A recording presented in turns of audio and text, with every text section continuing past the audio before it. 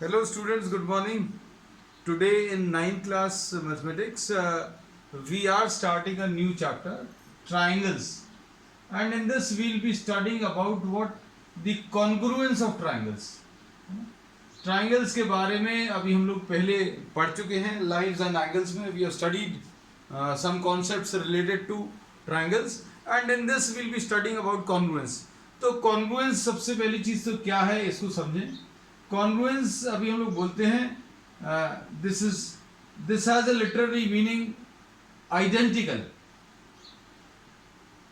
Identical in shape and size, एक जैसा. तो कॉन्ग्रुएंस अभी हम लोग पढ़ते क्या है. Is there any use of congruence in daily life? Yes, we are having lot of use in our life, है ना. जैसे suppose for examples, अगर आप ये दो पेन को देखो, these are congruent, exactly identical to each other, है ना. तो अभी हम लोग कहते हैं कई जगह पर आपको बिल्कुल रेप्लिका exactly सेम चीजें बनाने की जरूरत पड़ती है, और बहुत सारी जगह अभी हमारी लाइफ में congruence है. Suppose for example, if you are considering two pens, ये तो दो पेन मार्कर्स लिए थे, इन दो को अगर आप देखें तो दीज आर एग्जैक्टली आइडेंटिकल. अगर आपको कहीं पर भी मैन्युफैक्चरिंग करनी है किसी भी चीज की तो कॉन्ग्रुएंस चाहिए पड़ेगा, एक जैसी चीजों को बनाने की जरूरत पड़ेगी. लेकिन इन दोनों को अगर अभी हम लोग देखें so these are not congruent, these are not exactly identical. इनमें कुछ सिमिलैरिटी हो सकती है, that both of these are writing instruments, दोनों से अभी हम लिखते हैं ये मालूम है. So there may be some sort of similarity, but there is no congruence. तो अब congruency exactly क्या है. तो अभी हम लोगों ने बोला identical in shape and size. सबसे सिंपल सी डेफिनेशन अभी हम लोग बोलेंगे, एक जैसा शेप और एक जैसे साइज वाले ऑब्जेक्ट्स को अभी हम लोग कॉन्ग्रुएंट फिगर्स बोलते हैं या कॉन्ग्रुएंट ऑब्जेक्ट्स बोलते हैं.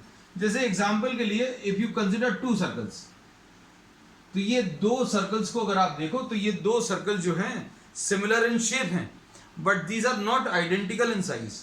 अगर आप ये दो सर्कल्स का पेपर कटिंग अगर लें, if you are taking the paper cutting and if you are taking the paper cutting of this circle and placing over this, और taking the paper cutting of this larger circle and placing over this, then if it is possible that one object is covering exactly the other object, then the two figures will be said to be congruent. जैसे example के लिए इसकी paper cutting अगर इसके ऊपर रखें तो ये कंप्लीटली इसको कवर नहीं करेगा. तो अभी हम लोग ये बोलेंगे these are once again similar in shape, but these are not similar in size. These are identical in shape but not identical in size. So we say that objects which are identical in shape and size, उनको अभी हम लोग congruent बोलेंगे. तो congruent circles की अगर बात करें तो देखो, अब हम लोग कह सकते हैं suppose you are having two circles of radius suppose 3 centimetre and this is also a circle of radius 3 centimetre, and if you are having a paper cutting, अगर आपने इनकी पेपर कटिंग ली और and if you are trying to place one over the other, then each of these will cover the other.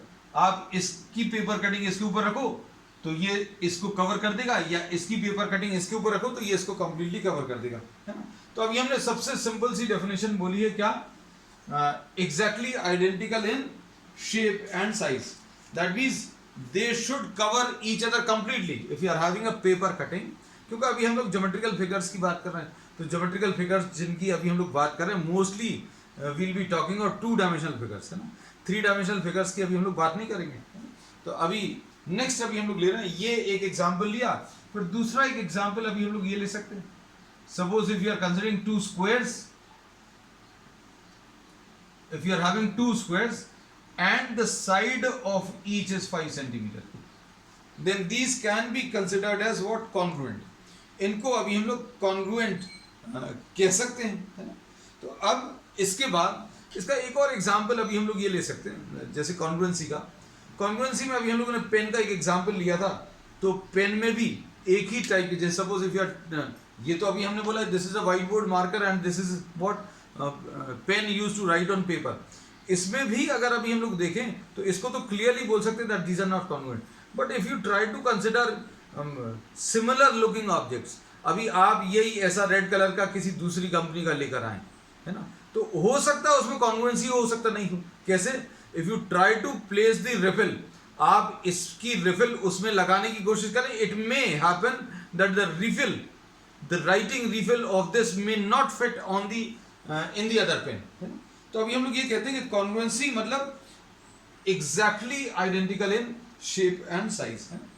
अब इसमें अभी हम लोग ट्राइंगल्स में कॉन्ग्रुएंसी की बात करें तो दो ट्राइंगल्स को कॉन्ग्रुएंट कब बोलेंगे, ये अब हम लोग इसमें डिस्कस करेंगे। और सबसे सिंपल कॉन्ग्रुएंस है congruence of equilateral triangles. Equilateral triangle क्या होता है बच्चों? इक्विलैटरल ट्राइंगल वो होता है जिसमें सारे साइड्स की लेंथ इक्वल होती है ना।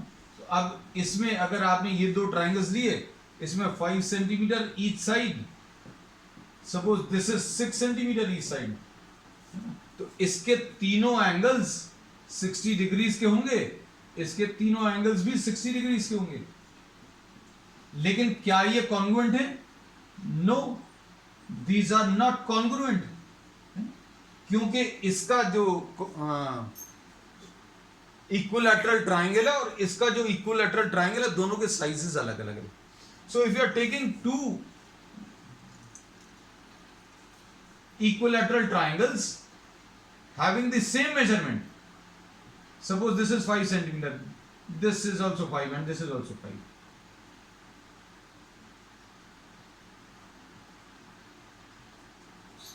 so we say that these two triangles will be congruent. अगर आपने इनको नंबर दे दिया 1, 2 and 3, we say that triangle 1 is congruent to triangle 2. Triangle 1 will be congruent to what? Triangle 2. अब इस congruency को अगर अभी हम लोग आगे बढ़ाएं तो congruency में अभी हम लोगों को ये मालूम है कि suppose you are considering triangle ABC and triangle PQR, इसको अभी हम लोगों ने नाम दे दिया A, B and C और इसको P, Q and R। तो अब इसमें अभी हम लोग ये बोलते हैं कि if these two are congruent, तो कॉन्ग्रुएंसी को अभी हम लोग ऐसा लिखते हैं, triangle A B C will be congruent to, ये इसका सिंबल है ट्राइंगल पी क्यू आर, और इसको ऐसा पढ़ते हैं कि triangle A B C is congruent to triangle P Q R. ये तो केस अभी हम लोग ने डिस्कस किया था बच्चों, किसका? इक्विलैटरल ट्राइंगल्स का, है ना। तो अब इक्विलैटरल ट्राइंगल से और आगे आ जाएं। Suppose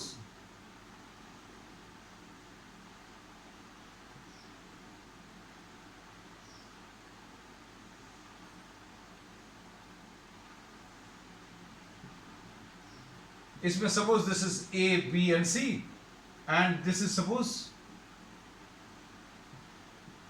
P Q and are,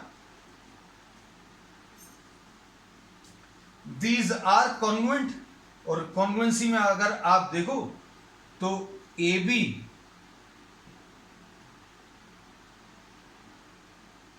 is equal to P Q, A B is equal to P Q दिख रहा होगा। A B is equal to ये तो नहीं लिख सकते, A B is equal to P Q, और उसके बाद B C is equal to Q R and A C will be equal to PR। तो अब इसमें अभी हम लोग ये कहते हैं that these two triangles will be congruent. Triangle ABC will be congruent to triangle PQR। अब इसको अच्छे से समझना बच्चों, congruency जो अभी आप लिखते हो, लिखते समय आपको 1-to-1 correspondence यूज करना। 1-to-1 correspondence का मतलब क्या है, ये भी अभी हम बता रहे हैं। इसमें एक चीज और congruency में जो बता सकते हैं, अगर ये दोनों ट्राइंगल्स कॉन्ग्रुएंट हैं तो इसके जो करस्पॉन्डिंग एंगल्स हैं वो भी इक्वल होंगे। मतलब ए बी और ए बी पी क्यू के बराबर है और ए सी पी आर के बराबर है। इनके बीच में जो एंगल्स हैं, angle A will be equal to angle P, angle B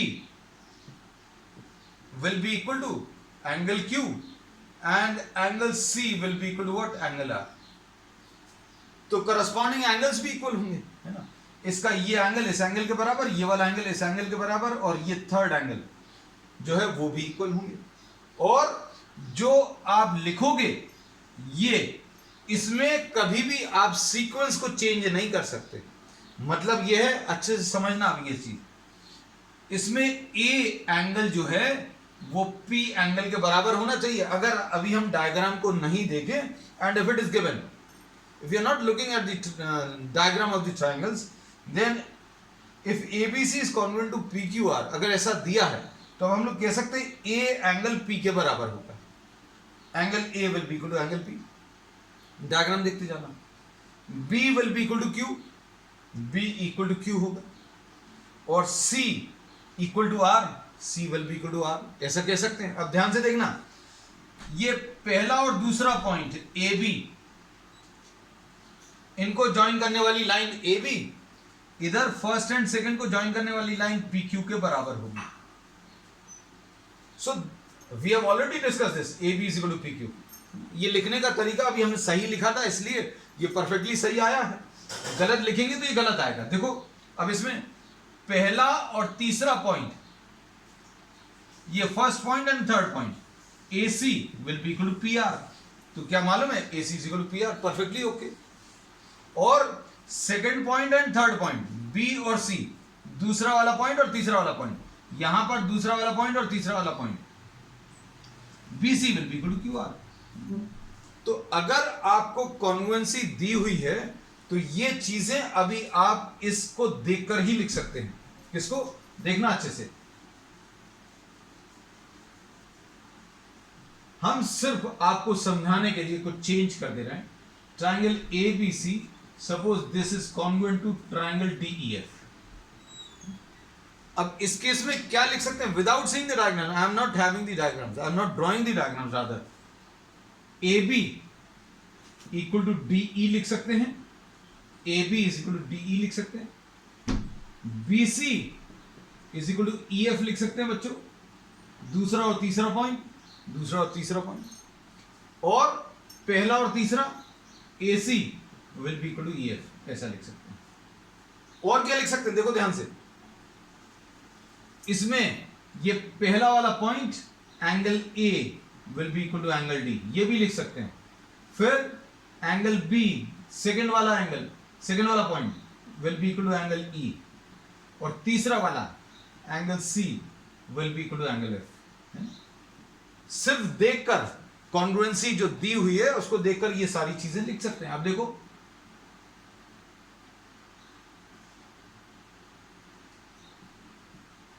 A B सी है,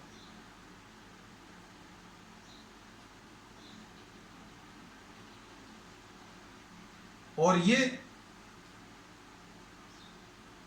डी ई और एफ है। देख लो अब इसको, ये दो ट्राइंगल्स कॉन्ग्रुएंट हैं।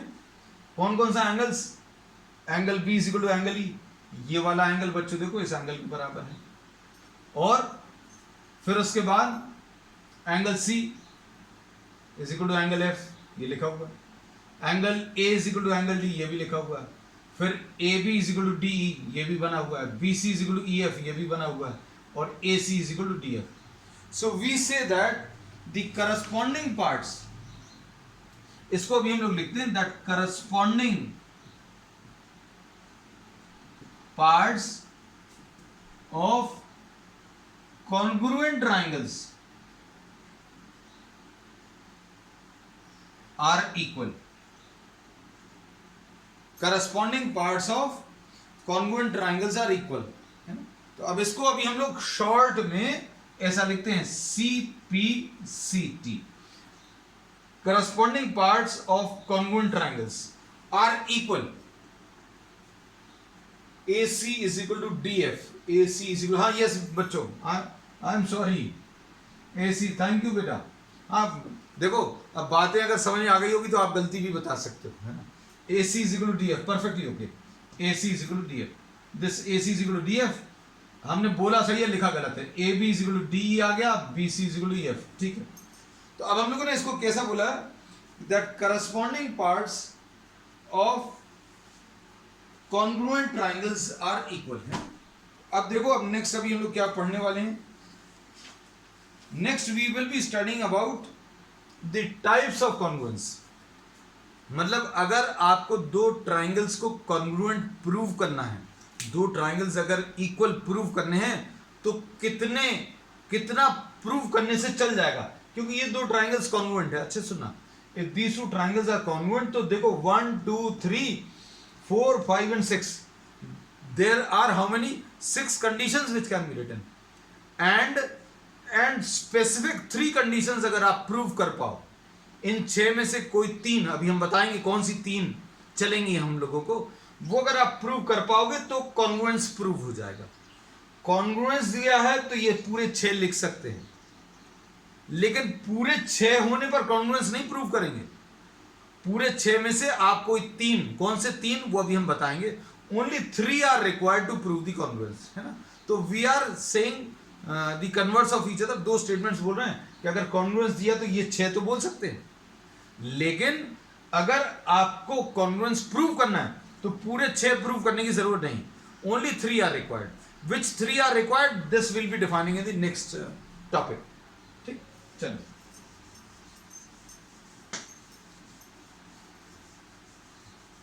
You will enjoy this topic बच्चों, है ना। अभी देखना इसमें ऐसी कुछ ट्रिक्स बताएंगे आपको कि from the question itself you can extract the answer, है ना। You can extract the answer from the question itself, है ना। तरीका भी हम आपको सिखाएंगे। अब इसमें अभी हम लोग ये कहते हैं सबसे पहला जो कॉन्ग्रुएंस है SAS कॉन्ग्रुएंस। अब SAS कॉन्ग्रुएंस के लिए बच्चों, suppose you are having 2 triangles,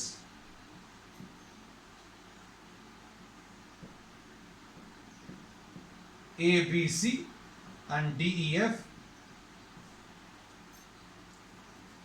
इसमें साइड एंगल एंड साइड, ये इतने कॉन्ग्रुएंस से हम लोगों का काम चल सकता है ना। किससे? SAS कॉन्ग्रुएंस से। इसका मतलब क्या है, अच्छे देखना। इसमें अभी हम लोग बोलेंगे क्या कि कोई 2 साइड्स अगर आप इक्वल प्रूव कर पाओ, सपोज आपने BA is equal to ED prove कर दिया, BA is equal to ED prove कर दिया, और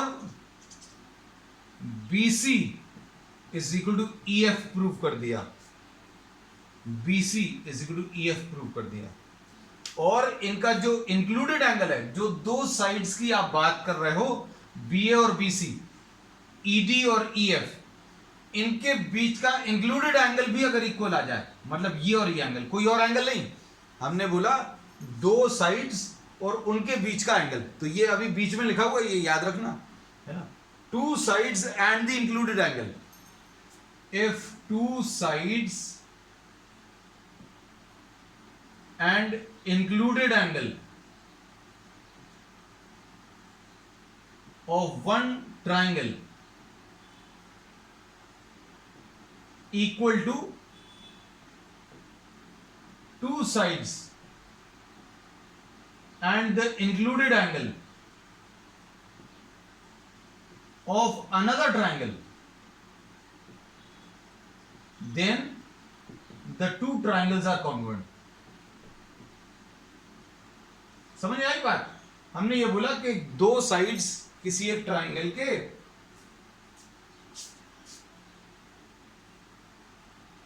दो साइड्स किसी एक ट्राइंगल के are equal to 2 sides of another triangle and the included angles are also equal. 2 sides एक ट्राइंगल के, 2 साइड्स दूसरे ट्राइंगल के बराबर हैं, और उनमें जो इंक्लूडेड एंगल है वो भी इक्वल है। मतलब BA is equal to ED है और BC is equal to EF है, and angle B is equal to angle E। अगर सिर्फ ये 3 कंडीशंस अगर आपने प्रूव कर दी, then we can say that triangle ABC will be congruent to triangle DEF। ये लिखते समय जरूर ध्यान देना, कॉन्ग्रुएंसी लिखते समय क्या, कि भाई जो कंडीशंस आपने प्रूव करी हैं उसको सेटिस्फाई कर रहा है क्या, BA ED, ठीक है, BC ये BC, ये EF, फिर बीच में लिखा है एंगल B, यहां पर बीच में लिखा है एंगल ए, तो B is equal to E. So this is perfectly okay. तो ये लिखने का तरीका सही है। अगर आपने ऐसा लिख दिया होता triangle A B C congruent to triangle E F D, तो ये गलत है। क्यों गलत है? देखो, क्या ए बी ई एफ के बराबर है? Is A B is equal to E F? No, we say that this is incorrect. A B is not equal to E F. और B C equal to F D है क्या? B C equal to F D है, तो नहीं, ये भी सही नहीं है। तो ये लिखने का तरीका जो है दिस इज नॉट करेक्ट, बस ये याद रखना। ठीक, चलो अब नेक्स्ट इसके बाद ले रहे हैं बच्चों। तो इसमें अभी हमने क्या बोला, क्या चीज इक्वल है? Two sides and included angle, बस इतना सा हमारे काम का है। और इसको अभी हम लोग बोलते हैं एस ए एस। इसको अभी हम लोग क्या बोलते हैं? एस ए एस बोलते हैं। अब देखो नेक्स्ट अभी हम लोग ले रहे हैं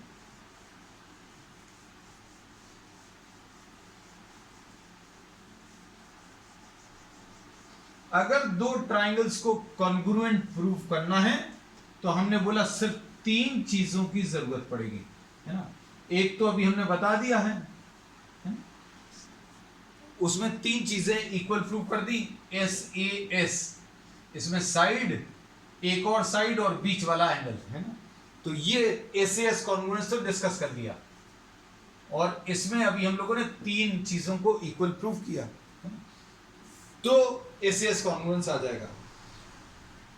अब दूसरा कॉन्ग्रुएंस जो अभी हम लोग डिस्कस करेंगे वो ए एस ए कॉन्ग्रुएंस है। अब इसमें क्या है? Two angles and the included side. अब ये बड़ी अजीब सी चीज है, इंक्लूडेड साइड कौन सा होगा बच्चों? तो अब इसमें अभी हम लोग क्या कहते हैं, suppose for example if you are having two triangles,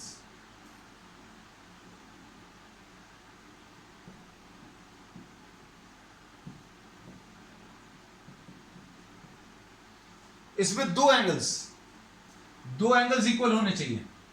आप कोई दो ट्राइंगल्स दिए हुए हैं, उसमें दो एंगल्स को इक्वल प्रूव कर दो तो कॉन्ग्रुएंसी नहीं आएगी। ध्यान रखना, एक साइड भी लेना पड़ेगा। दो angles, suppose B angle is equal to E angle, C angle is equal to F angle। अब इसमें बच्चों कौन सा ऐसा साइड है जो इंक्लूडेड है दोनों एंगल्स में?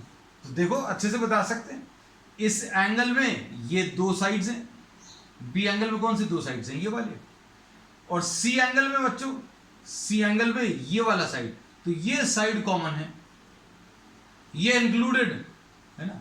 तो अब हम लोग क्या बोलेंगे, अगर आपने B equal to E prove किया और C equal to F prove कर दिया और BC is equal to EF, सिर्फ ये तीन चीजें भी अगर बता दी, if you are able to define और if you are able to prove only these three things, अगर आप सिर्फ इन तीन चीजों को प्रूव कर पाए, if you are able to prove only these three things, दो एंगल्स इक्वल प्रूव कर दिया, angle B is equal to angle E, angle C is equal to angle F, ये प्रूव कर दिया, और फिर included side BC is equal to EF prove कर दिया, तो अब हम लोग इसमें बोलेंगे triangle ABC will be congruent to triangle DEF। ठीक, लिखने का तरीका सही होना चाहिए, हम बार बार बोलते हैं। चेक करके देखो, क्या B और E बराबर आ रहा है? B बीच में लिखा है, E बीच में लिखा, तो ये बिल्कुल सही है। C और F, ये C और F बराबर हैं, तो ठीक है, ये भी सही है। BC is equal to EF, B और C माने सेकेंड और third point is equal to E और F, so this is perfectly okay. तो ASA कॉन्ग्रुएंस हो गया। अब इसमें अभी हम लोग ये कहते हैं कि एसएएस में अभी हमने बोला था कि दो साइड लेने हैं और उनके बीच का एंगल लेना है। अब कहीं पर ऐसा नहीं कर देना कि ऐसा नहीं कर देना कि भैया दो साइड लिए, ये और ये इक्वल आ गया, ये और ये इक्वल आ गया, लेकिन एंगल आपने बोला ये इक्वल आ गए। तो जरूरी नहीं है, तो बिल्कुल भी जरूरी नहीं है कि आपके ये दोनों ट्रायंगल्स कॉन्ग्रुएंट आए, क्योंकि एंगल जो लेना चाहिए वो ये वाला होना चाहिए। और इसमें ASA में दो एंगल्स हैं, लेकिन इसमें अभी हम लोगों ने ये बोला कि AAS भी पॉसिबल है। मतलब क्या है इसका समझा देते हैं। दो एंगल और जो साइड है वो इंक्लूडेड साइड नहीं है ना, स्ट्रेंज है ना, ABCDEF। अब इसमें angle A is equal to angle D, angle A is equal to angle D, ये प्रूव कर पाया। और angle B is equal to angle E, ये भी प्रूव कर पाए। ठीक। उसके बाद BC is equal to EF, ये भी प्रूव कर दिया। अब इसमें क्या बोलते हैं, देखो अगर ये दोनों एंगल्स हैं तो ये साइड लेना चाहिए था, लेकिन साइड अपन ने BC लिया, तो क्या कॉन्ग्रुएंट होगा? यस, इसमें कॉन्ग्रुएंट होगा। पूछो क्यों? उसका रीजन ये है, जैसे सपोज फॉर एग्जांपल ये 60 है, ये भी 60 है, ये तो अभी हमने बोला है। अब ये मान लीजिए 40 है, तो ये भी 40 होगा। तीसरा एंगल इसका बच्चों कितना आएगा? तीसरा एंगल अपने आप 80 आएगा। ये तीसरा एंगल इसका भी अपने आप 80 आएगा, तो ये और ये एंगल तो अपने आप इक्वल आ जाएंगे। मतलब ये BC EF के बराबर है, ये वाला एंगल इसके बराबर था, ये वाला दिया नहीं था, लेकिन अभी हम लोग कहते हैं दो angles, if two angles of a triangle are equal to two angles of another triangle, then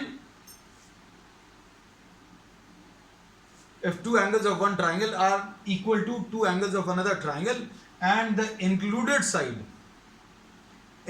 side are equal, then this is ASA।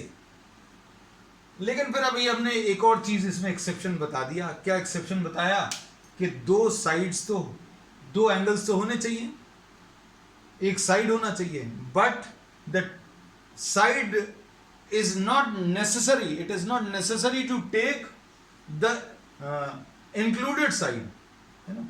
तो अब हम लोगों ने इसमें ये बोला कि बच्चों अगर ये दो एंगल इक्वल हैं, ये और ये एंगल, ये और ये एंगल इक्वल है, ये और ये एंगल इक्वल है, और आपने साइड ये इंक्लूडेड साइड नहीं लिया, तो भी हम लोग बोलेंगे ये दोनों ट्राइंगल्स कॉन्ग्रुएंट होंगे, है ना। तो बच्चों इसमें एक चीज और अभी हम लोग बता दें कि इसमें ASA कॉन्ग्रुएंस होता है, AAS कॉन्ग्रुएंस ये भी होता है, SAS कॉन्ग्रुएंस होता है, लेकिन SSA ये पॉसिबल नहीं है, है ना। तो बस ये याद रखना, ये इंपॉर्टेंट है। क्या ASA holds good, AAS also holds good, SAS this is true, but SSA congruence नहीं होता। तो ये चीज याद रखिएगा कि कॉन्ग्रुएंस कौन कौन से होते, कौन से नहीं होते, ठीक है।